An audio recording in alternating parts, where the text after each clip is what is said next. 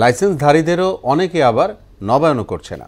অভিযোগ আছে স্বাস্থ্য দপ্তরের কিছু অসাধু কর্মকর্তা ও ডাক্তারদের যোগ সাজশে চলছে এসব প্রতিষ্ঠান।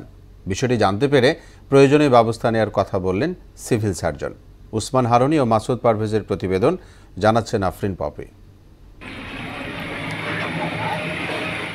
জামালপুরে ব্যাঙের ছাতার মতো গড়ে ওঠা বেসরকারি স্বাস্থ্যসেবা কেন্দ্র দেখলে মনে হবে এ যেন এক হাসপাতালের শহর, কিন্তু চিকিৎসা নিতে আসলেই পড়তে হয় ভুয়া ডাক্তারের খপ্পরে, হতে হয় প্রতারিত। কারণ স্বাস্থ্যসেবা চালাতে যে বিধিনিষেধ রয়েছে তার কোনোটাই মানা হয় না এখানে। আসলে তারা অপারেশনটা করছে, অপারেশন করছে, রোগী মারা গেছে তো 9টা বাজে, এরপরও তারা রক্ত নিছে। অনুমোদনহীন এসব ডায়াগনস্টিক সেন্টারে হাতুড়ি ডাক্তার দিয়ে চালানো হচ্ছে কার্যক্রম, অথচ স্বাস্থ্য বিভাগের পক্ষ থেকে নিয়মিত মনিটরিং বা জবাবদিহিতা নেই, যে কারণে ভুল চিকিৎসায় রোগীর মৃত্যু হচ্ছে। নামের আগে ডাক্তার পদবি লিখতে পারবেন, কিন্তু আপনি দেখছেন কেন? বাংলাদেশে আপনার লেখার কারণটা কি? না, এটা আগের সিলসিল তো এইজন্য। যথাসময়ে নবায়ন না করলে আইনগত ব্যবস্থা নেওয়া হবে জানিয়েছেন সিভিল সার্জন। যাদের নবায়ন নাই বা রিনিউ করার জন্য দরখাস্ত করে নাই তাদেরকে আমরা আলটিমেটলি একটা সময় দিয়ে চিঠি দিয়েছি, সময়ও প্রায় শেষ। সুদবিহীন ব্যাংকিংয়ে আত্মশুদ্ধির পথ এনআরবিসি ব্যাংকের ইসলামিক ব্যাংকিং আল আমিন। নবায়ন যদি তারা নবায়নের আওতায় না আসে তাহলে আমরা প্রশাসনিক ব্যবস্থা নেব।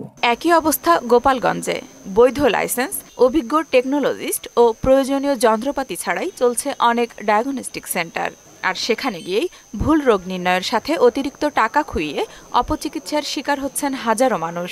গোপালগঞ্জের ডায়াগনস্টিক সেন্টারে তো রমরমা ব্যবসা শুরু করছে।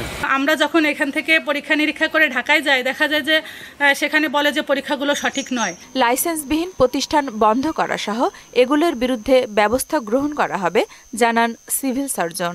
যাদের লাইসেন্স নাই তাদের বিরুদ্ধে খোঁজ খবর সহ মোবাইল কোর্ট পরিচালনা করার জন্য সিদ্ধান্ত গ্রহণ করেছি। আর অবৈধ ক্লিনিক ও ডায়াগনস্টিক সেন্টারের বিরুদ্ধে স্বাস্থ্য দপ্তরের সাথে সমন্বয় করে মোবাইল কোর্টের মাধ্যমে অভিযান অব্যাহত আছে বলে জানান জেলা প্রশাসক।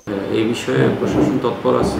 আমরা আশা করছি যে আরও বেশ কয়েকটি আমরা মোবাইল কোর্টের অভিযান পরিচালনা করব এবং ডায়াগনস্টিক সেন্টার যাতে তার বৈধতা নিয়ে এবং উপযুক্ত সেবা দিতে পারে। অবৈধ ক্লিনিক ও ডায়াগনস্টিক সেন্টার বন্ধ সহ নিয়মিত তদারকির দাবি স্থানীয়দের।